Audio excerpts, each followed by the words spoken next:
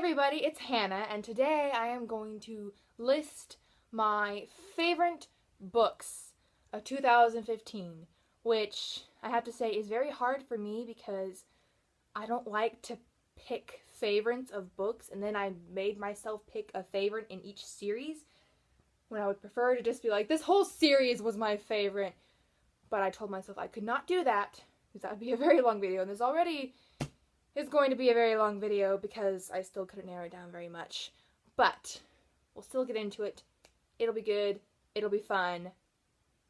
Let's go. So I'm going down in order of how I read these books. So it'll start from January of 2015 to December of 2015. Just so you know, they're not in any like, this was my absolute favorite, this is my least favorite of the favorites. It's going in, I guess that'd be chronological order of how I read them. The first book that is on my list is Harry Potter and the Half-Blood Prince by J.K. Rowling. And you might be wondering, wait a minute, is this just a reread? No, this was my first time to read Harry Potter at the end of last year and beginning of this year, which might surprise you, but I just waited a long time to read it, didn't really care to read it, and then a bunch of my friends were getting into it and being like, you need to read this. And so I did. And I remember vividly when I read this, I was borrowing the books from my friend, and she has the Target copies where it has like the castle on the spine. I have to get those too, I think. I might have like one of every copy of Harry Potter. Let's just face it. Anyway. And so we had company coming over, and it was just a really crazy, hectic holiday season. Like, it was a good one, but it wasn't very relaxing. And so the day after company left, I told my mom, okay, I am taking a day for myself. And I went down, I remember this very, very vividly. I went down I slept until like 9 or something, which is pretty late for me. And I ate breakfast, I unloaded the dishwasher, I came back upstairs, and I read the whole day. I would come down for lunch and stuff, you know, but I just read the whole day. And I read Harry Potter and the Half-Blood Prince in one day. I started that day and it was January 2nd. So, barely made it into this year's. This is my favorite book in the Harry Potter series, so I'm glad it made it into this year so I could include it since it is my favorite book in the Harry Potter series. Obviously, I love them all, but this one was tops. This one was tops. So, that's book number 1. The second book on my list is kind of similar with the Harry Potter series, where it's this whole series, and I started it at the end of last year, but then finished it in the beginning of this year, and that is Artemis, Fowl, and the Opal Deception by Owen Colfer. And again, this is my favorite book in the Artemis Fowl series, so I'm glad that I ended up reading it in this year so I can include it in this wrap-up thingy. But yeah, so this is book, oh my gosh, I just forgot, is this book 5? Check that, this is book 4 in the series. I was wrong. I was close though. I can't really tell you what the plot is about because it is the 4th book in the series. Just know that the whole Artemis Fowl series is amazing. It is about this young, genius, billionaire, philanthropist guy and his guard, butler, and Artemis is the main character, and he is determined to capture a fairy to get their gold. That's literally all you need to know. If you like I mentioned in one of my other videos, if you like strong female characters, read this book. Holly Short, freaking amazing. Just, you need to read this series. It's really good. And so this made it into my top books of 2015. The next book on my list is Uncommon Criminals by Ali Carter. This book is one where I read the whole entire series in 2015, and I just wish I could put the whole series on my list, and I could if I wanted to, because this is my channel. But I decided that I would make myself pick one favorite book in this series. And so that one was Uncommon Criminals, which is actually the second book in this series. If you don't know what this series is about, it is about a girl named Katerina Bishop, but her friends call her Kat. And she is a thief. And I'm going to tell you the plotline of the first book. So in the first book, and her whole family are thieves. But she doesn't want to be a thief anymore. And so she steals her way into a boarding school, and one day her friends and cousins get her kicked out of that boarding school because they need help saving her dad from this guy who thinks he stole some priceless paintings when he didn't. And it is phenomenal. And this one is phenomenal. And the last one is phenomenal. The whole thing is phenomenal, guys. You need to read it. And so that's basically the thing for the first book. And in this book, it has to do with an emerald. And it is just so good. So good, guys. Y'all need to read this book. My next book is Revolutionary by Krista McGee. Now, if you've been on my channel for a while, then you know that I am in love with the Anomaly trilogy. And this is actually the last book in the Anomaly trilogy, so I will have to tell you what the first book is about. So basically, it is a post-nuclear war America, and the only society that is still alive is this underground society where nobody has feelings. And they're all in these different pods, and everybody in the pod was created, like, genetically at the same time, and so they're all the same age. And this one girl, her name's Thally, after thallium on the periodic table, and they're all named after elements, is an anomaly, and she has feelings, but she's been able to hide them for years and years and years. And everyone in the pod has a specific job that they're supposed to do. So Thally is the pod's musician, and her best friend Burke is the pod's scientist, and so he'll train to be one of the scientists. And so he is allowed to have things, he's allowed to think, he's allowed to question, but she is not supposed to be able to, so he helps her hide it. And when he goes off to do his training, he's like, make sure you hide it. But then something happens, and one day she can no longer hide it, and they find out, stuff goes down, freaking amazing. The second book is so good. Honestly, this was the hardest one to pick my favorite. It's very hard to pick a favorite with the Anomaly series. I picked Revolutionary because it was a very, very good wrap-up to a series, in my mind at least. And I just really love the way they ended it, and I need some friends who read this book, guys. So please, y'all need to pick this up. It's freaking amazing. You need to read it. The next book on my list is All Fall Down by Ellie Carter. Are you seeing a trend with this Ellie Carter stuff? I wonder what might be next. Anyway, so All Fall Down is the first book in Ellie Carter's new series, the Embassy Row series, and it is about a girl who is kind of going crazy after she witnesses her mother's death. And ever since then, she's been trying to find the man with the scar on his face who is her murderer. At one point, she ends up going to live with her grandfather, who lives on Embassy Row in a country called Adria, I believe is how you say it. I'm pretty sure. I'm bad with pronouncing stuff. But in a country called Adria, and so he is the U.S. ambassador. And so if she goes one step to the left, she'll be in Germany. If she goes across the sidewalk in the front, she'll be in Pakistan. You know, it's that kind of thing. And then she used to spend a lot of time at her grandfather's house before her mother died, but she hasn't been there in years, and so it's about her reconnecting with the people and the kids who live there, and just trying to cope with her mother's death, and trying to find the man with the scar on his face. And the sequel came out, and I won't get mine until January. Can you believe that? Can you believe it? So I have to wait until January to think what happens. This book had a terrible cliffhanger, by the way. But I've heard, oh dear, I've heard that See How They Run, which is the second book, is worse. So, oh gosh. Yes, this book was amazing and definitely goes on this list. I bet you can't guess who this book is by. Ready? Ellie Carter! Oh my gosh, Ellie Carter is one of my new favorite authors. And this book is Out of Sight, Out of Time by Ellie Carter. And this is the 5th book in the Gallagher Girls series by Ellie Carter. And I read the whole series this year. Freaking loved it. For me personally, the first 2 books were, you know, yeah, they're really good. I want to keep reading, but they're not like freaking amazing. But then once you get into that 3rd book, and then from there on, it's so good. So good. Highly enjoyed it. And this had to be my favorite book in the series. Again, this is the 5th book in a 6-book series, so I can't really tell you what the plot of this one is about. so I'll have to go into the first book. So basically, in the first book, it's about a girl named Cammie Morgan and some of her friends, and they go to a school for spies. Yes.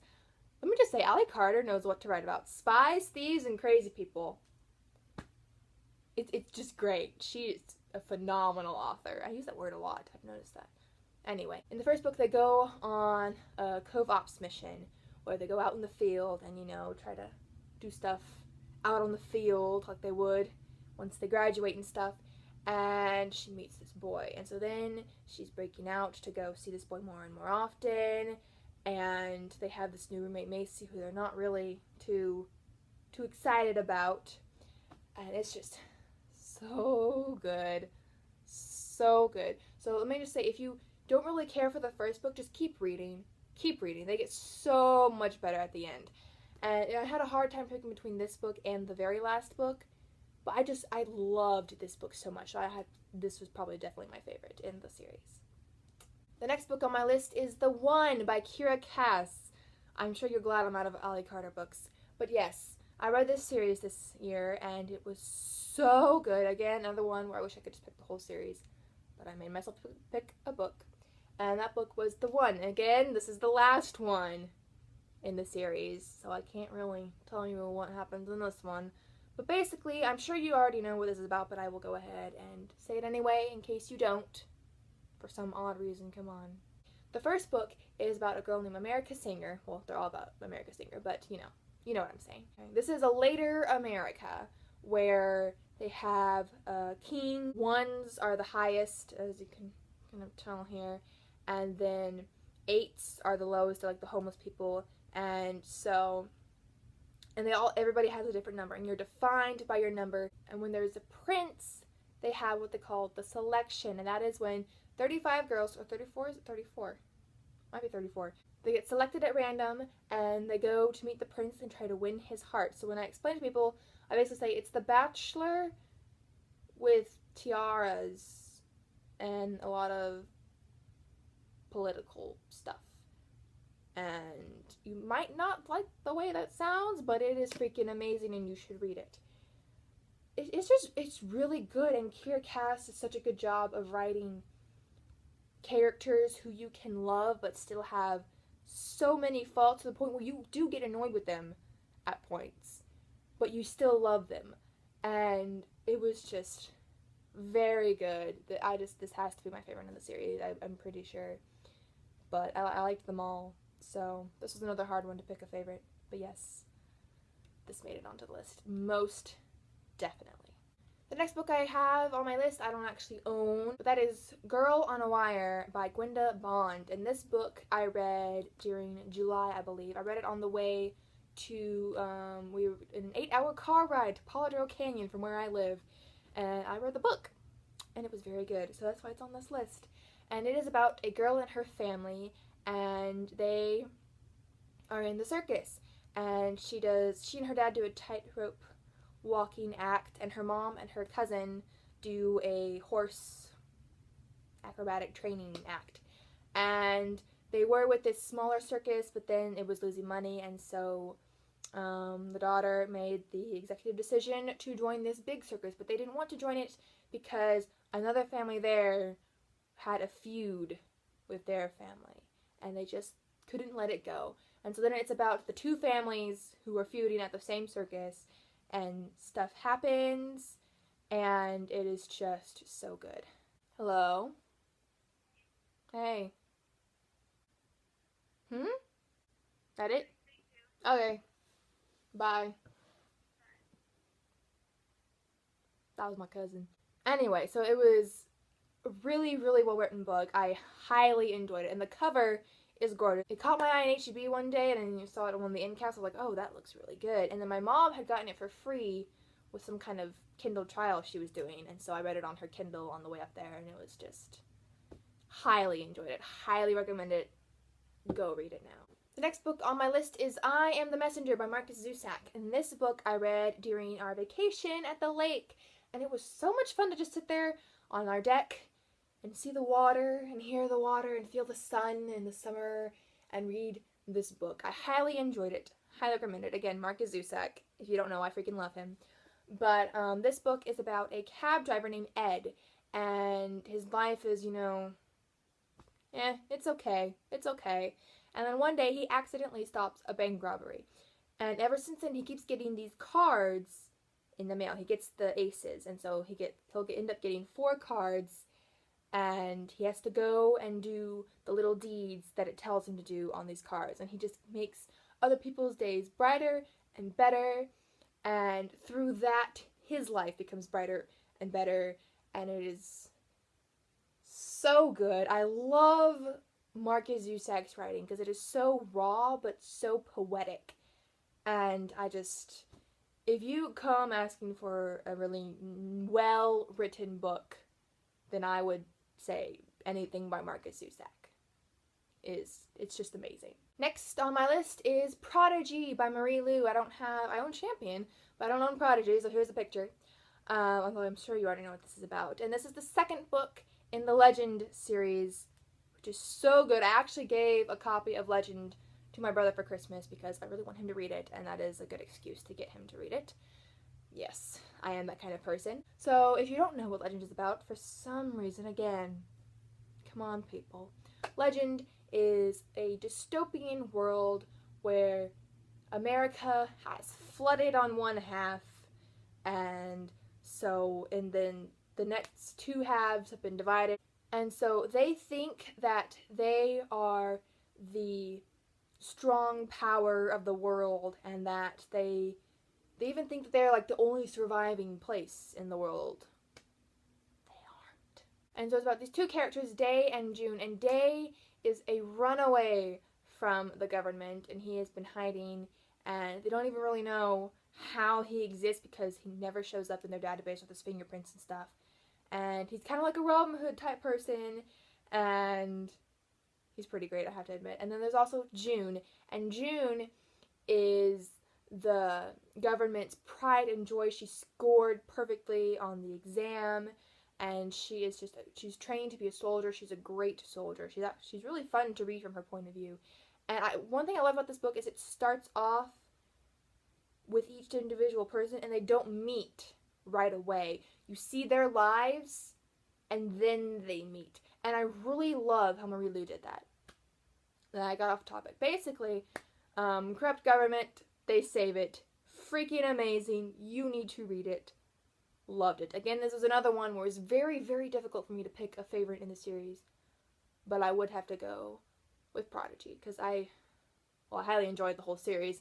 But I think that is probably my favorite in the series. The next book on my list is Michael Vay's Storm of Lightning by Richard Paul Evans. This book is the 5th book in the Michael Vay series, which you have heard me talk about and you should read.